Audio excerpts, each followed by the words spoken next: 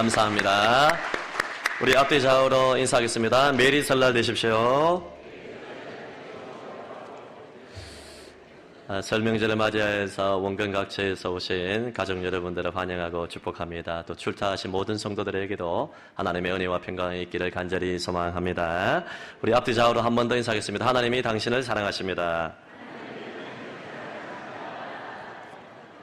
감사합니다. 우리 주일날 예배를 드릴 때마다 좀 하나님 주시는 기쁨이 크고 놀랍습니다. 우리 특별히 2부 예배를 드리고 지난주에 보니까 주차장에 이제 모자라서 또 이제 어려움을 겪는 분들도 많이 계시는 것 같은데 우리 교회가 또 하나님의 은혜로 주차장 부지가 좀 확보될 수 있도록 기도해 주시기를 또 부탁을 드립니다. 우리 말씀을 전하기 전에 우리 굿파이브 운동 한번 볼까요? 시작. 좋게 생각하고, 좋게 보고, 좋게 듣고, 좋게 말하고, 좋게 행동합시다. 설 명절에는 특별히 굿파이브를 잘해야 됩니다. 또 이동하면서 서로 말 한마디 때문에 여러분 사랑과 전쟁이 일어날 수가 있습니다. 그렇기 때문에 목회 칼럼에도 나와 있는 것처럼 가까운 사이일수록 예절을 잘 지키고 여러분 설 명절에는 평소에 반말했던 남편 아내가 높임말을 쓰시기를 바랍니다. 남편님, 아내님 높임말 쓰면 잘 문제가 없습니다. 그래서 서로 예절을 잘 지키고 또 믿음 안에서 화목한 가정을 이루어 갔으면 좋겠습니다. 오늘 말씀을 전하기 전에 로마서 순서 설교 두 번째인데요. 로마서 통독 잘하고 계시죠? 로마서 100번 정도 읽으시라고 제가 부탁을 드렸습니다. 오늘 성경 말씀 13절에 보게 되면 사도 바울이 로마 교회에 가기를 간절히 원했지만은 길이 막혔다고 이야기합니다. 하나님의 뜻이 어디에 있는지 하나님의 때가 허락하지 않아서 로마 교회를 그때를 방문하지 못했습니다. 나중에 순교를 앞두고 로마 감옥 안에 투옥되어서 로마에 방문해서 복음을 전했지만은 지금은 길이 막혔다 이야기를 합니다. 어떤 책 제목을 보니까요. 생각대로 되지 않는 것 참 멋진 일이다 이야기를 했습니다. 우리는 내 뜻대로 내 방식대로 잘 되고 형통하고 모든 것 다 풀려야 되는데 왜 이렇게 하나님이 여기도 막으시고 저기도 막으시고 사면 초과의 위기로 나를 몰아가시냐 원망 불평할 때가 많이 있는데 그렇지 않다는 것이죠. 생각대로 되지 않고 길이 막혔기 때문에 사도 바울이 여러분 오고 오는 모든 세대 가운데서 생명을 주고 구원의 말씀을 전하게 되었던 로마서를 저술할 수 있었던 것입니다. 길이 잘 뚫렸다면 편지를 보낼 필요도 없어요. 거기서 그냥 목회하면 됩니다. 길이 막혔기 때문에 하나님의 계시의 말씀을 기록할 수 있는 편지를 쓰게 되고 수많은 사람들을 구원하는 통로가 되는 로마서가 이렇게 기록되게 된 것입니다. 저와 여러분이 뜻대로 모든 것이 잘 풀렸다면 아마도 저는 장담하건대 여러분 이 자리에 있을 사람 없을 것입니다. 여러분이 원하는 돈을 벌고 모든 것이 다 잘 풀린다면 여러분 이 자리에 있지 못할 사람들이 많이 있을 것입니다. 생각대로 되지 않았기 때문에 길이 막혔기 때문에 저와 여러분 가운데 하나님의 섭리가 있고 그 은혜가 있기 때문에 저와 여러분이 이 자리에 있는 줄로 믿습니다. 우리 앞뒤 좌우로 한 번 더 인사할까요? 생각대로 되지 않는 건 참 멋진 일입니다. 오늘은 로마서 순서 설교 두 번째 복음의 빚진 자 따라할까요? 복음의 빚진 자. 복음의 빚진 자 라는 제목으로 말씀을 전하겠습니다. 성경을 볼 때 여러분 안경을 가지고 봐야 됩니다. 그 안경이 뭐냐 하면 하나님 사랑과 이웃 사랑이라는 율법과 선지자의 대강령의 안경을 보고 우리가 성경을 봐야 됩니다. 성경을 단순한 문학책, 도덕책 정도로 보아서는 안 돼요. 하나님 사랑의 시각, 인간 사랑의 시각에서 성경을 봐야 됩니다. 여러분 우리가 복음을 전하는 절대적으로 전해야 될 이유는 첫째는 하나님의 명령이기 때문에 그런 것입니다. 온 천하에 다니며 만민에게 복음을 선포하라. 삼위 하나님의 이름으로 복음을 전하여 그들이 예수를 믿어 세례를 받도록 하라. 성경 66권 모두가 복음의 증인될 것을 우리에게 명령하고 있습니다. 두 번째는 그 명령과 연관되어서 하나님 사랑과 이웃 사랑 때문에 복음을 전해야 됩니다. 우리가 복음을 전하지 않고 그들이 예수를 믿지 않아 영원한 멸망길로 가고 지옥 형벌을 받는다면 이보다 안타까운 일이 어디에 있겠습니까? 하나님을 사랑하기 때문에 이웃을 사랑하기 때문에 우리는 절대적으로 복음을 전해야 합니다. 우리 모두는 하나님의 사랑에 엄청난 빚을 진 사람들입니다. 1만 달란트의 빚을 탕감받은 사람입니다. 주기도문 말씀을 보게 되면 예수님이 가르쳐주신 기도에 나와 있죠. 우리가 우리에게 죄 지은 자를 사하여 준 것 같이 우리 죄를 사하여 주옵소서. 이 죄가 다른 번역본에 보게 되면 빚으로 나와 있습니다. 여러분 우리가 하나님 앞에 죄를 범했다는 것은 하나님께 빚을 졌다는 것입니다. 1만 달란트의 빚은 우리 돈으로 환산하면 수천억을 뜻하는 것입니다. 갚을 수가 없습니다. 우리의 노력으로 평생 아무리 애써도 수천억을 어떻게 갚겠습니까? 여러분, 상징적으로 1만 달란트의 빚을 탕감받았다는 것은 엄청난 하나님의 은혜의 빚을 우리가 졌다. 할렐루야. 하나님의 놀라운 은혜를 받았다는 것입니다. 인간의 힘으로 구원을 이룰 수 없지만 하나님께서 1만 달란트의 빚을 탕감해주는 제사함의 은총을 베풀어 주셨다는 것입니다. 그래서 여러분, 이 빚을 우리가 탕감받았기 때문에 다른 사람이 나에게 잘못한 것을 마땅히 용서해 줘야 된다, 그렇게 이야기를 하고 있습니다. 우리가 하나님의 사랑의 빚을 진 사람입니다. 은혜의 빚을 진 사람입니다. 갚을 수 없는, 측량할 수 없는 하나님의 사랑을 받은 자들입니다. 이 하나님의 사랑의 빚을 갚을 수가 없습니다. 우리는 부모님의 은혜도 못 갚잖아요. 낳아주시고 길러주신 부모님의 은혜를 우리가 아무리 용돈을 많이 드린다고 갚을 수 있습니까? 나를 위해서 모든 것을 희생하신 부모님의 사랑도 갚을 수 없는데 어떻게 하나님의 은혜를 갚아요? 그런데 하나님의 은혜의 빚, 사랑의 빚을 갚을 수 있는 길이 딱 하나 있는데, 그것은 뭐냐면, 우리가 100% 다 갚을 수는 없지만은 하나님이 우리에게 요구하신 게 뭐냐면, 사람을 사랑하여 그들에게 복음 전하여 나의 빚을 갚아라. 주님 말씀하십니다. 하나님의 놀라운 그 은혜의 빚을 우리가 갚을 수 없지만은 사람을 사랑하여 복음 전하여 그들이 하나님의 백성이 되게 만드는 이 복음 전파를 통하여서 하나님의 은혜의 빚을 갚을 수 있도록 인도해 주셨다는 것이죠. 사도 바울은 여러분 자신을 복음의 빚진 자라고 고백을 합니다. 오늘 설교의 요지를 다 같이 한번 읽어볼까요? 시작. 나는 복음의 빚진 자로서 사람들에게 사랑의 복음을 나눔으로써 하나님 사랑의 빚을 갚아야 한다. 성도 여러분, 사람들에게 복음 전하는 것이 왜 하나님의 은혜의 빚을 갚을 수 있는 통로가 됩니까? 여러분, 우리가 이렇게 생각하면 쉽겠습니다. 여러분이 만약 저에게 큰 빚을 짓다고 생각을 하십시다. 저에게 빚을 갚는 방법은 직접 받는 방법도 있습니다. 여러분, 그런데 또 다른 게 뭐냐면 우리의 자녀들에게, 여러분, 저의 자녀인 한윤이에게 여러분이 잘해주는 것이 부모님의 빚을 갚는 것입니다. 여러분, 우리가 감사를 표현할 때 나에게 직접 잘해줄 때도 감사를 우리가 표현을 하겠지만은 우리의 자식들에게 여러분 환대해주고 사랑을 베풀어주면 부모가 감사를 느끼지 않습니까? 마찬가지입니다. 여러분, 하나님 아버지의 사랑의 빚을 갚을 수 없지만 하나님이 독생자 예수님을 십자가에 내어주기까지 사랑한 그 자식들을, 잃어버린 자녀들에게 복음을 전하여 그들이 하나님께로 돌아오게 하는 복음 전파가 하나님의 은혜의 빚을 갚을 수 있는 통로가 된다는 것입니다. 성도 여러분, 지난주에 말씀을 한번 복습을 했으면 좋겠습니다. 복음이 무엇이라고 했습니까? 복음의 핵심은 예수 그리스도라고 말씀을 드렸습니다. 예수 그리스도의 십자가의 죽음이 우리의 죄를 사하고 예수 그리스도의 부활이 우리를 거듭나게 하고 하나님의 자녀로 만드는 십자가와 부활이 복음의 핵심인데, 여러분, 이 복음을 설명을 할 때 복음은 우리 주 예수 그리스도라고 이야기를 했습니다. 주라는 것은 구약성경의 아도나이라는 것이고 예수님이 곧 하나님이라는 것입니다. 예수라는 것은 죄사함의 이름입니다. 죄사함을 주신다는 것입니다. 그리스도라는 것은 메시아, 구원자라는 뜻입니다. 복음은 주 예수 그리스도가 복음의 핵심입니다.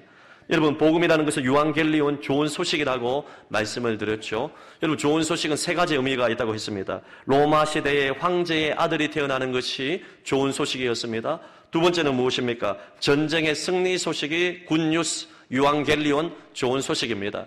전쟁에서 지면 끝나는 것입니다. 사망이 찾아옵니다. 민족이 포로가 되는 것입니다. 근데 전쟁에서 이겼다는 기쁨과 환희의 소식이 유앙겔리온, 굿뉴스, 좋은 소식이고 복음이라는 것입니다. 그리고 여러분, 포로가 해방되어서 예루살렘 백성들이 귀환되는 것, 이것이 바로 역전의 은혜, 기쁨의 소식 아니겠습니까? 이것이 복음인데, 죄와 죽음의 비참한 처지 가운데 있는 자들을 구원하고 이들에게 가장 기쁜 소식을 줄 수 있는 것은 이들을 다시 살려내는 것인데, 죄와 죽음과 사망의 권세를 이기고 그 죄와 죽음의 문제를 해결해 주실 분은 복음밖에 없고 예수님밖에 없는 줄로 믿습니다.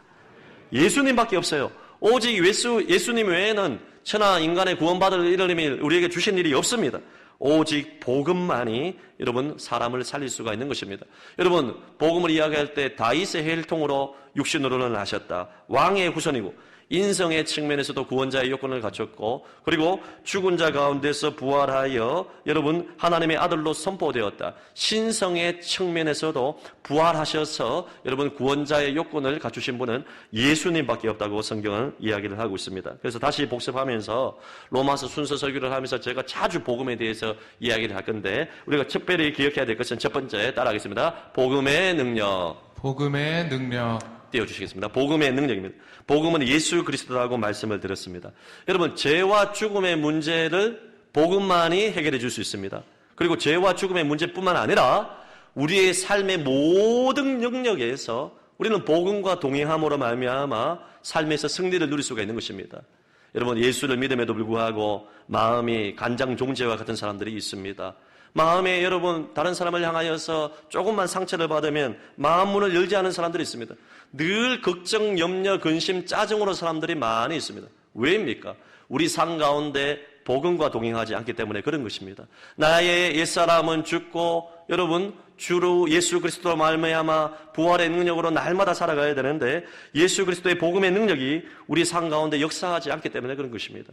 복음만이 죄인에서 의인을 만들고 지옥 백성에서 천국 백성을 만들고 복음만이 죽음과 저주의 문제를 해결해 줄 수 있는데 이 근원적인 인간의 문제뿐만 아니라 우리가 이 땅에서 잠깐 안개와 같은 삶을 살면서도 우리의 일상생활 가운데서도 복음은 능력입니다, 여러분. 복음은 권세입니다, 여러분. 복음을 받았음에도 불구하고 복음의 능력을 누리지 못하는 사람들이 너무나 많이 있습니다. 왜냐하면 매일 복음을 바라보지 않기 때문에 그렇습니다. 날마다 십자가를 묵상해야 됩니다. 날마다 예수님을 바라봐야 되는 것입니다. 예수 바라보지 아니하고 세상 바라보고 내 자신을 바라보니까 어떻습니까? 복음의 능력이 우리 삶 가운데 실제적으로 효력 있게 역사하지 못하는 것입니다. 저와 여러분이 복음으로 말미암아 지난주 그리스도인의 자아상한 제목으로 말씀 전했죠. 저와 여러분이 예수 그리스도의 종이 되었어요. 하나님의 대사가 되고 그리스도의 사도가 되었고 그리고 복음을 위해서 택정함을 입은 무엇보다도 하나님의 것, 하나님의 찜을 당한 하나님의 사랑받는 백성이 된 줄로 믿습니다. 여러분. 하나님의 사랑받으면 변화되어야 되는 것 아니겠습니까? 그런데 늘 예수님을 묵상하고 예수의 능력을 바라보지 않기 때문에 우리가 변화되지 않는 경우가 많이 있는데 성안의 모든 교우 여러분 오늘부터 시작해서 날마다 예수님과 동행하시기를 바랍니다. 복음의 능력을 날마다 여러분의 삶 가운데 체험할 수 있기를 예수님 이름으로 축복합니다. 오늘 두 번째로 우리가 복음의 능력으로 말미암아 구원받고 하나님의 자녀가 되었는데 모든 복음을 받은 사람들은 복음의 빚진 자가 되었다는 것입니다. 내가 누군가의 어떤 빚을 지지도 않았는데 왜 하나님께 복음의 빚을 졌냐 하면 말씀드렸듯이 여러분 우리가 갚을 수 없는 1만 달란트의 빚값을 탕감받은 사함받은 죄인이기 때문에 그런 것입니다. 인간의 힘으로 갚을 수 없는 이 엄청난 사랑을 받았기 때문에 모두가 복음에 빚지고 하나님의 사랑에 빚을 진 자입니다. 14절에 보게 되면 헬라인이나 야만인이나 지혜 있는 자나 어리석은 자나 다 내가 복음에 빚진 자라고 이야기를 하고 있습니다. 여러분 헬라인, 야만인이 나오는데 그 당시 그리스 헬라 문화 속에서 헬라권의 문화 속에서 헬라어를 사용하지 않으면 이 이방인들을 향하여서 모두가 야만인이라고 이렇게 평가를 했습니다. 헬라 사람들이 교만했죠. 자기들의 문화권에 있지 아니하면 모든 사람을 야만해. 사도 바울은 여러분 이들의 평가에 의하여서 헬라인이든지 야만인이든지 지혜 있는 자든지 어리석은 자든지 모든 사람들에게 내가 빚진 자다. 사도 바울이 이들에게 실제적으로 빚을 진 적이 없어요. 하지만 다메섹 도상에서 호련히 하늘로부터 빛이 임하여 예수를 인격적으로 만난 이후로부터 여러분 사도 바울이 살인자였잖아요. 사도 바울이 하나님을 거역한 자였잖아요. 여러분 머리털보다 더 많은 죄를 지은 사람이었잖아요. 그런데 여러분 이 빚을 탕감받았기 때문에 이 죄값을 사함받았기 때문에 모든 이 사랑의 빚을 갚을 수 있는 것은 모든 사람들에게 내가 빚을 졌는데 이들에게 복음을 전해서 여러분 갚을 수 있다고 성경은 이야기를 하고 있는 것입니다. 성도 여러분 하나님께 엄청난 사랑을 받고 이 사랑의 빚을 짓게 되었는데 이 사랑의 빚을 갚는 방법은 다른 것이 아니라 여러분 사람을 사랑하는 것입니다. 성도 여러분 하나님을 사랑한다는 것은 곧 사람을 사랑한다는 것입니다. 그러므로 저와 여러분 모두는 복음의 빚진 자의 복음의 채무의식을 가지고 날마다 살아야 돼요. 사도 바울은 내가 복음을 전하지 아니하면 내게 화가 있다. 아주 무서운 말씀을 하고 있지 않습니까? 내가 복음을 전하는 것은 부득불한 일이다. 마땅히 해야 할 일이다. 복음을 전하지 않으면 하나님이 나에게 화를 내리신다. 야, 여러분 얼마나 엄중한 말씀입니까? 제가 여러분에게 말씀을 전하면서 여러분이 복음을 전하지 아니하고 예수 전파하지 아니하면 여러분의 집안에 화가 있습니다. 심판을 받습니다. 이렇게 말하면 바로 여러분이 저에게 반박하지 않겠습니까? 목사가 이렇게 저런 말을 할 수가 있어. 이렇게 말하지 않겠습니까? 하지만 여러분, 사도 바울은 뭐라고 이야기합니까? 내가 갚을 수 없는 하나님의 이 은혜로 죄값을 사함받았기 때문에 나는 모든 사람들에게 사랑의 빚을 진 사람입니다. 그래서 이 복음을 전하지 않으면 내게 화가 있다. 이렇게 이야기를 하고 있는 것입니다. 저와 여러분의 정체성이 예수 그리스도의 종이요, 하나님 나라의 사도, 대사요, 복음을 위하여 택정을 입은 자, 이것을 기억을 하면서 모두가 이것을 종합하면 복음의 빚진 자임을 기억하고 살아가시기를 예수님 이름으로 축복합니다. 여러분, 우리가 이렇게 사람을 사랑한다는 것이 구체적으로 무엇이겠습니까? 은혜의 빚을, 사랑의 빚을 사람을 사랑하는 것으로 갚아야 되는데요. 여러분, 이 사람을 사랑하는 것은 첫째로 따라하겠습니다. 자, 남이 잘 되는 것을 기뻐한다. 남이 잘 되는 것을 기뻐한다. 여러분, 오늘 8절 말씀을 보게 되면 먼저 내가 예수 그리스도로 말미암아 너희 모든 사람에 관하여 내 하나님께 감사함은 너희 믿음이 온 세상에 전파됨이로다. 여러분, 사도 바울은 서신서에서 가장 강조하는 것이 감사입니다. 먼저 감사한다, 감사한다. 여러분도 여러분 매 순간 하루를 여러분 시작할 때 감사로 시작할 수 있기를 예수님 이름으로 축복합니다. 근데 그 감사의 내용이 뭐냐면 로마 교회 교인들의 믿음이 온 세상에 전파되었기 때문에 바울은 로마 교회 교인들을 한 번도 대면으로 본 적이 없습니다. 그럼에도 불구하고 여러분 모든 사람에게 빚을 짓기 때문에 이들이 예수를 믿어 복음을 받아들여 하나님의 자녀로 거듭나고 그리고 성숙한 믿음으로 온 세상에 이들의 믿음이 선포된 것에 대해서 너무너무 기뻐하고 있는 것입니다. 사도 바울이 살았던 로마 제국은 부정부패와 쾌락이 여러분 만연한 시대였습니다. 부정부패와 쾌락을 추구하지 아니하면 못난 사람으로 치부할 정도였습니다. 그런데 로마 교회 교인들은 거룩과 성결로 자신을 지키며 복음으로 자기를 무장했기 때문에 이 소식이 고린도에 있는 바울까지 그리고 많은 사람들에게 전파되었기 때문에 이것을 기뻐한다 이야기합니다. 무슨 말이냐? 여러분 다른 말로 하면 내가 전한 복음 또 내가 전하지 않았다 할지라도 여러분 사람들이 예수를 믿어 변화된 것을 기뻐하고 다른 말로 하면 남이 잘 되는 것을 기뻐한다는 것입니다. 성도 여러분, 남이 잘 되는 것을 기뻐할 수 있기를 예수님 이름으로 축복합니다.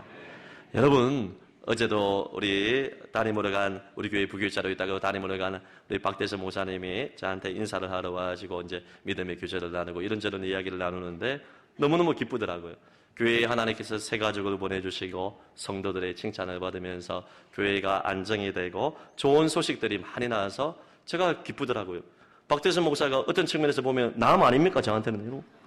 네. 뭐 강씨도 아니고 막 교청 출신도 아니고 막 농담인데요. 여러분 어떤 측면에서는 모두가 남입니다. 그런데 여러분 다른 사람이 여러분 잘 되고 교회가 든든히 세워지고 그들의 믿음이 다른 사람들에게 선포된다면 우리는 기쁨이 있어야 돼요. 우리가 잘 되고 형통한 것도 기쁨이지만은 여러분 복음을 전한 태신자들이 믿음에 굳게 세워지고 다른 사람이 잘 될 때 기뻐하는 것이 바로 사람을 사랑하는 것입니다. 사람을 사랑하는 종들이 되시기를 예수님 이름으로 축복합니다. 두 번째는 여러분 사람을 사랑한다는 것. 우리가 은혜의 빚을 사람 사랑으로 갚아야 되는데 그것은 남을 위해 기도하는 것이 사람을 사랑하는 것입니다. 9절 말씀을 우리 한번 더 읽어볼까요? 로마서 1장 9절 말씀 이렇게 이야기하고 있습니다. 시작. 내가 그의 아들의 복음 안에서 내 심령으로 섬기는 하나님이 나의 증인이 되시거니와 항상 내 기도에 쉬지 않고 너희를 말하며. 사도 바울은 하나님을 증인으로 세우면서 내가 진실로 너희들을 위해서 규칙적으로 쉬지 않고 항상 기도하고 있다고 이야기를 하고 있습니다. 사람을 사랑하는 가장 최고의 비결은 다른 사람을 위해서 중보 기도하는 것입니다. 하나님이 내 증인이 되는데 나는 너희들을 위해서 항상 하루도 빼놓지 않고 날마다 기도하고 있다는 것입니다. 유대인들은 하루 3번 기도했죠. 예수님도 습관을 따라서 기도하셨습니다. 예수님의 기도 방법을 본받아서 사도 바울도 로마뿐만 아니라 여러분 고린도 전도 여행 중에서도 1, 2, 3차 전도 여행 중에서도 늘 고린도 교인들과 로마 교인들을 위해서 자신이 복음을 전했던 사람들을 위해서 기도했을 것입니다. 수시로 화살 기도를 했을 것입니다. 저와 여러분이 진짜 주변의 사람들을 사랑하고 우리의 자녀들을 사랑한다면 그들을 위해서 또 태신자들을 위해서 날마다 규칙적으로 기도하는 사람이 되어야 되는 것입니다. 우리 앞뒤 좌우로 인사할까요? 사랑하면 기도합니다. 성도 여러분, 저는 새벽에 나왔을 때마다 요즘에 마음이 기대가 된다고 했죠. 많은 성도들이 새벽을 깨우고 있습니다. 아직까지 새벽을 깨우지 아니하고 여러분 새벽에 단잠을 자고 있는 분들은 일찍 주무시고 새벽을 깨울 수 있기를 축복합니다. 새벽 기도에 나와서 성도들을 위해서 이름을 부르며 환우들을 위해서 부르짖어 기도할 때마다 하나님이 사랑의 감정을 부어줍니다. 사랑하기 때문에 기도하는 것도 있는데 기도를 결단하게 되면 사랑의 마음을 부어주는 선순환도 있다는 것을 기억을 해야 됩니다. 성도 여러분, 우리가 중보기도를 통하여서 다른 사람을 위해서 간절히 기도하게 될 때 그것이 바로 사람을 사랑한다는 것을 우리는 기억을 해야 됩니다. 저와 여러분의 삶이 완전히 달라져서 규칙적으로 다른 사람을 위해서 기도함으로 말미암아 사람 사랑, 하나님의 은혜의 빚을 갚을 수 있기를 예수님 이름으로 축복합니다. 오늘 세 번째로 사람을 사랑하는 것, 다른 것이 아닙니다. 남이 처한 상황으로 내려가는 것입니다. 성육신적인 삶을 사는 것입니다. 바울은 로마에 있는 그리스도인들에게 그냥 멋진 편지 한 장 띄우는 것으로 모든 것을 끝내려고 하지 않았습니다. 편지를 보낼 뿐만 아니라 로마 교회에 가기를 간절히 원했어요. 그 이유가 다른 것이 아닙니다. 로마 교회에 가서 신령한 은사를 나누어주고 이 신령한 은사는 복음입니다. 복음. 성령의 은사도 포함되지만 복음이 핵심입니다. 여러분 로마서 6장 23절에 보게 되면 하나님의 은사는 우리 주 그리스도 예수 안에 있는 영생이라고 했습니다. 은사와 은혜는 동의어로 쓸 때가 많이 있었거든요. 이 은혜는 복음을 뜻하는 것입니다. 은사는 복음을 뜻하는 것입니다. 로마 교회에 가서 그들의 눈높이에 맞춰서 성육신적인 삶을 살고 믿음으로 복음으로 서로 피차 아니하며 그들에게 신령한 은사를 나누어 줄 뿐만 아니라 그들과 함께 교제함을 통하여서 함께 사랑을 나누기를 원하는 이 마음이 있었기 때문에 로마 교회에 가기를 간절히 원했습니다. 여러분 우리가 누군가에게 복음을 전할 때 고압적인 태도로 그리고 누군가 믿음의 교제를 할 때 내가 너보다 더 나은 사람인데 우쭐한 마음을 가지고 교만한 마음을 가지고 하면 여러분 그 사람과 진정한 교제가 이루어지지 않습니다. 여러분 사람은 영물입니다. 그 사람이 나를 무시하는지 멸시하는지 여러분 설교를 들을 때도 이 사람이 말씀을 받아들이는지 아니면 교만한 마음으로 말씀을 듣는지 웬만하면 다 알 수가 있어요. 여러분 우리가 겸손한 마음으로 그 사람의 수준에 내려가서 하나님이여 말씀하여 주시옵소서. 그 사람과 교제를 할 때도 그 사람과 상황에 내려가서 성육신의 마음으로 그 사람과 교제하지 아니하면 절대로 아름다운 화합이 이루어질 수가 없고 그 사람의 마음의 문을 열 수가 없는 것입니다. 바울은 어디를 가든지 자기를 낮췄어요. 고린도 교회에서 사람들이 여러분 분쟁에 일어나고 사도 바울의 사도권을 인정하지 않을 때도 자신을 낮추었습니다. 율법이 있는 사람임에도 불구하고 율법이 없는 사람들에게는 없는 것처럼 맞췄어요. 율법이 있고 예수 그리스도의 복음을 말미암아 율법이 필요 없음에도 불구하고 율법이 있는 사람들에게는 율법이 있는 것처럼 마음을 맞췄어요. 무슨 말이냐? 성육신적인 사랑을 실천했다는 것입니다. 제가 여러분은 어떻게 생각할지 모르겠지만은 어제도 토요일날 이게 유치부 초등부 아이들이 딱 놀고 있는데 아이들이 저를 좋아합니다. 여러분 모르셨죠? 여러분 딱 가면 아이들이 여러분이 달려옵니까? 막 그런 사람도 있겠죠. 여러분 어떤 사람이 아이들이 여러분을 좋아합니까? 그 아이들에게 과자를 사주고 그 아이들의 눈높이에 맞춰서 여러분 신은 농담도 하면서 농담도 하고 아이들이 좋아하는 거 뭐 방구 똥꼬 이런 이야기도 하면서요 그들에게 수준에 맞추면 아이들이 좋아요. 근엄하게 근사하게 여러분 폼을 잡으면요 아이들도 여러분 안 좋아합니다. 여러분 근데 저는요 가면 좋아합니다. 여러분 와 강진실 목사님이 하고 달려오는 애들이 뭐 35명이에요. 여러분 좀 가장을 하면요 그들에게 눈높이를 맞춰가지고 농담도 하고 있기 때문에 그런 것입니다. 저는요 여러분 어떻게 생각하는지 모르겠지만요 저도 근사하게 설교할 수 있습니다. 여러분 저도 근엄한 목사가 될 수 있어요. 근데 여러분이 다 다양하지 않습니까? 다 다양한 계층이 있기 때문에 여러분의 수준에 맞춰서 제가 이렇게 한다 아닙니까 여러분? 몰랐습니까 여러분? 저도 농담 안 할 수도 있어요. 여러분 저도 이렇게 다 폼 잡고 이렇게 다 할 수 있어요. 근데 여러분 수준에 맞춰서 여러분 하는 것이 성육신적인 설교고 설교뿐만 아니라 여러분의 삶도 마찬가지. 다른 사람을 대할 때 여러분 무시하듯이 교만하게 이러면 대하면 안 돼요. 수준을 낮춰서 그 사람의 상황으로 내려가야 됩니다. 제가 존경하는 장로님 우리 교회는 아닌데요 장로님 한 분이 계시는데 이분이 공부도 많이 하셨습니다. 직장에서 승승장구하고 사회적 지위도 높습니다. 근데 이분이 무엇보다 장점이 뭐냐면 삶의 모범이 되시고 전도자로 사시고 성품이 좋으세요. 성자라 불릴 만큼 성품이 좋으신 분입니다. 그에 비해서 아내 되시는 집사님은 아주 투박하고 거칠고 말을 함부로 하셔서 많은 사람들에게 상처를 주는 분입니다. 제가 봤을 때는 이 가정에 유지될 수 있을까? 내가 만약에 그 집사님의 남편이었다면 어떻게 했을까? 여러분, 우리가 생각하기에는 그런 집안은 날마다 사랑과 전쟁이 일어나지 않겠습니까? 찢고 볶고 삶고 그래야 하지 않겠습니까? 근데 늘 가정이 평안한 거예요. 화목한 거예요. 그 이유는 다른 것이 아닙니다. 그 남편 장로님이 성숙한 분이에요. 늘 그 아내에게 맞추는 것입니다. 집안이 평안해요. 여러분, 자신의 수준에서 아내를 평가하고 왜 그렇게 하느냐 판단하거나 지적하거나 그렇게 하지 아니하고 모든 것을 바다같이 받아주는 거예요, 여러분. 아내가 무슨 말을 해도 어떤 행동을 해도 다 받아줘요. 와, 그런 성자가 없어요. 어떤 여러분 표독스러운 말을 해도요, 그냥 다 받아주니까 그 가정이 화목하게 유지되는 것을 저는 보았습니다. 너무나 존경스러운 그런 장로님이었습니다. 제가 봤을 때는 그 장로님은 사람이 아니머니이다, 여러분. 못 살아요, 그런 사람하고. 그런데도요, 다 받아줘요. 제가 봤을 때는 좀 귀가 좀 잘 안 들리시는 것 같은데 너무너무 감동스럽습니다. 사랑은 상대를 찾아가고 그 수준에 자신을 맞추는 것입니다. 성도 여러분, 가정과 교회에서 특별히 설 명절을 맞이하여서 내가 누군가를 사랑하고 하나님의 은혜의 빚을 갚는다는 것은 그 사람의 수준으로 내려가서 성육신적인 사랑을 베푸는 것입니다. 이러한 사랑이 회복되기를 예수님의 이름으로 축복합니다. 마지막 네 번째로 가장 중요합니다. 여러분, 사람을 사랑한다는 것은 그들의 영혼을 사랑하는 것입니다. 남에게 복음을 나누는 것입니다. 시간과 물질과 재능과 생명을 투자하여서 복음을 나누는 것입니다. 한 사람에게 복음을 전하여 그들이 회심하여 예수로 나오는 것이 쉬운 게 아니에요. 액세서리로 생각하면 안 됩니다. 취미로 복음을 전하면 안 됩니다. 시간과 물질이 남으면 복음을 전하고 아니면 나는 어쩔 수 없다. 아닙니다, 여러분.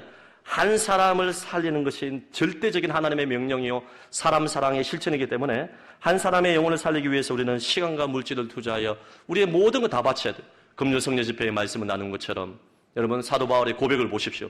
죽음을 앞두고 예루살렘에 들어가면 결박당하고 감옥에 갇히고 죽음을 기다리고 있음에도 불구하고 나의 달려갈 길과 주 예수께 받은 사명, 곧 하나님의 은혜의 복음을 증언하는 일을 마치려 하면은 나의 생명을 조금도 아까운 것으로 여기지 아니하겠노라. 일사각오의 정신으로 생명을 바쳐 복음을 나누기 위해서 몸부림을 치고 있는 것입니다.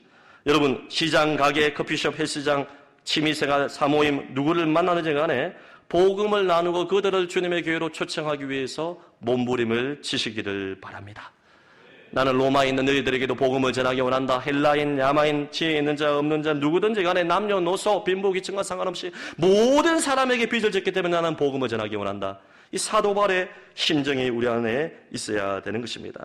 우리 박미선 집사님이, 여러분, 개그맨이죠, 개그우먼이죠. 이분이 암투병 중인데 조혜련 씨의 남편인 우리 이제 작곡가가 이번에도 이제 오실 텐데, 이제 찬양곡을, 감사곡을, 암투병 중에서도 감사곡을 지어서 이제 노래가 나오기도 했는데, 이분이 어떻게 복음을 전하려고 노력을 하는지 한번 볼까요? 영상을 잠깐 보겠습니다. 이런 얘기 많이 하시잖아요. 사는 모습이 그리스도인으로서 뭐가 달라야 된다라고 생각하면 결국은 베풀어야죠. 챙기고, 베풀고, 기도해주고. 그게 최고인 것 같아요. 그러면 사람이 정말 신앙이 없는 사람들도 뭔가 미안해서라도 같이 한번 나오게 되고 그렇게 되는 것 같더라고요. 제가 잘 살아서 열심히 살고 바른 모습 많이 보여주려고 노력하면 저를 따르는 후배들도 많을 거고, 그러면 그 후배들과 친해지고 마음을 나누는 사이가 되면 제가 슬며시 얘기하려고요. 여러분, 복음을 나누기 위해서 사랑을 베푸는 것입니다. 시간과 물질을 투자하여서 주변 사람들에게 늘 여러분 사랑을 베푸는 것입니다. 여러분, 복음을 나누는 것이 얼마나 중요하냐. 하나님이 전도에 미련한 것으로 사람을 구원하기를 기뻐하셨다. 성경은 이야기하고 있습니다. 제가 어제 설교 준비하면서 잠깐 이제 산책을 했습니다. 교회 앞에 좀 걸으려고. 큰 목양실에만 있으면 머리가 둔해질 수 있으니까 잠깐 여러분 산책을 하려고 딱 나왔는데, 교회 앞에 여러분 이 초저녁에 고등학교 1학년 여학생 2명이 거닐고 있는 거예요. 그럼 제가 뭐 하겠습니까, 여러분? 전도해야죠, 전도만. 찾아갔어요, 웃으면서. 안녕, 나 이 교회 담임 목사야. 이렇게 딱 찾아갔는데요. 이들에게 복음을 전하고 이미 2달 전에 우리 교회 등록해서 다니고 있는 친구들이라고요. 근데 어떻게 교회 왔냐 물어보니까요. 2달 반 전에 학교 앞에서 이제 이제 하교를 딱 하려고 딱 나와 있는데 우리 교회에 이제 조의 행사를 앞두고 노방 전도단이 딱 왔어요. 과자를 딱 진열을 딱 해놓고 전도주와 물티슈를 나누어 주면서 중고등부 교육자와 교사들이 또 이제 학부모들이 와서 이 전도하는 이 전도지를 받고 또 과자와 물품들을 보고 교회 가고 싶은 마음이 불현듯 일어났다고 합니다. 여러분 부산의 다음 세대 전도가 어렵습니다. 그런데 이 여학생 2명이 너무너무 감동을 받아가지고 그때로부터 교회에 나와서 지금도 잘 나오고 금요 성령 집회도 나오고 그리고 오늘 제가 2부 예배 오라고 했는데 보이는지 모르겠습니다. 이만년 같은데 온다고 말은 했는데요. 너무너무 그때도 어제도 지나가는데 교회가 오고 싶어서 왔다는 거예요. 그래서 과자도 하나 나눠주고 이렇게 이야기도 좀 나누었는데 너무 감동을 받았습니다. 여러분 학교 앞에서 미련하게 뭐 하는 겁니까? 노방전도 하고 과자 나눠주고 물품 나눠주고 교회 오라고 하고 예수님 믿으러 하는 거 이거 좀 미련한 거 아닙니까? 다른 사람들에게 좀 부끄러운 건 아닙니까? 좀 예수를 믿어도 세련되게 좀 믿고 생실로 전도하고 가만히 이렇게 근사하게 믿어야지. 뭐 노방전도하고 띠를 메고 전도하고 교회 오라고 예수 믿으러 하고 이거 좀 이거 수준 낮은 거 아닙니까? 절대로 아닙니다, 여러분. 전도에 미련한 것으로 사람을 구원하기를 기뻐하셨다. 그들에게 여러분 2달 전에 우리 중고등부 교사들과 교육자들이 가서 복음을 전하고 초청하지 않았더라면 그들이 예수를 믿지 못했을 수도 있는 건 아니겠습니까? 하지만 성령께서 그 전도자를 사용하셔서 복음을 나누는 것을 통하여서 예배당 오게 되고 그들이 또 다른 사람들에게 복음을 전하고 싶은 마음이 생기게 되는 놀라운 선순환이 일어난 것 아니겠습니까? 성도 여러분, 하루를 살아도 복음을 위해 살아갈 수 있기를 예수님의 이름으로 축복합니다. 말씀의 결론을 맺도록 하겠습니다. 바울은 복음의 채무의식을 갖고 살았습니다. 우리 교우들 가운데서도 빚을 지게 되면 마음의 부담이 얼마나 큽니까?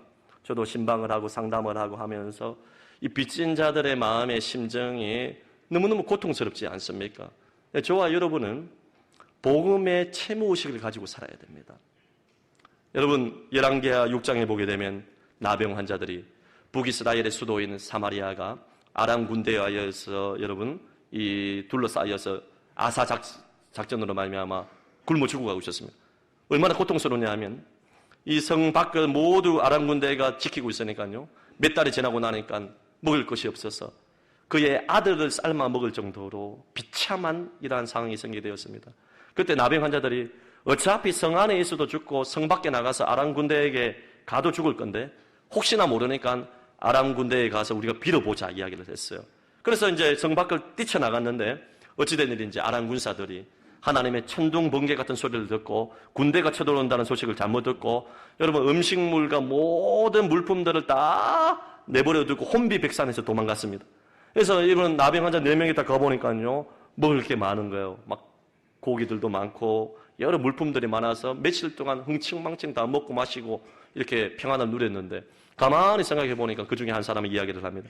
우리는 이렇게 먹고 마시고 이렇게 누리고 있는데 성 안에 있는 우리의 동족들은 지금 아들을 삶아 먹을 정도로 이렇게 죽어가고 있는데 우리가 이들에게 이 좋은 소식을 전하지 않으면 우리에게 화가 있도다. 이렇게 이야기를 하면서 급히 가서 그들에게 좋은 소식을 나누었습니다. 이것이 바로 복음 전도입니다. 저와 여러분이 죄와 죽음으로 말미암아 영원한 심판, 둘째 사망, 지옥 형벌을 받을 수밖에 없는데 하나님의 값없는 은혜, 1만 달란트의 빚을 갚아주는 예수 그리스도의 대속의 십자가의 죽음을 통하여서 구원을 받았는데 이 받은 복음을 가지고도 우리가 믿지 않는 자들에게 전하지 않는다면 우리에게 화가 있지 않겠습니까? 생명의 복음을 받았음에도 불구하고 여러 가지 이유 때문에 나만을 위해 사는 그 욕심 때문에 복음을 전하지 않고 입을 열지 않고 나누지 않는다면 하나님께서 우리에게 반드시 핏값을 묻는다고 성경은 이야기를 하고 있는 것입니다. 저와 여러분이 이 자리에 있는 거 우연이 아닙니다. 저도 부모님과 수많은 스승들과 제 주위의 많은 분들이 하나님에 대한 사랑의 빚을 저를 사랑하는 것으로 갚아주었기 때문에 목사로서 이 자리에 있는 것 아니겠습니까? 저의 스승이신 고 윤정원 목사님을 비롯한 많은 믿음의 선배들이 저를 지도해주고 사랑해주고 기도해주고 저를 복음의 사람으로 세워주기 때문에 제가 이 자리에 있는 것 아니겠습니까? 마찬가지예요. 여러분 모두도 그냥 우연히 된 게 없어요.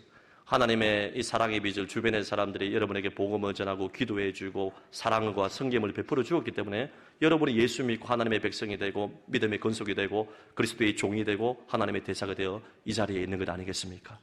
하나님께 받은 이 사랑의 빚을 사람을 사랑함으로 남이 잘 되는 것을 기뻐하고 그들을 위해서 눈물로 기도하고 그들에게 사랑의 복음을 전함으로 말미암아 하나님의 사랑의 빚을 조금이라도 갚을 수 있는 존귀한 교우들이 다 될 수 있기를 예수님 이름으로 축복합니다.